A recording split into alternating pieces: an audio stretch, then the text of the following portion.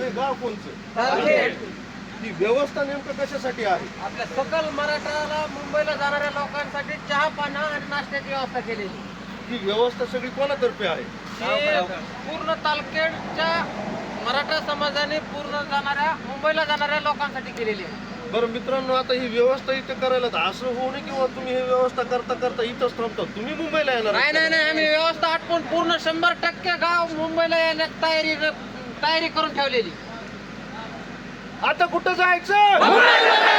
आता कुठं जायचं? मुंबईला जायचंय. तुमचं आमचं नातं काय? जय जिजाऊ जय शिवराय. तुमचं आमचं नातं काय? जय जिजाऊ जय शिवराय.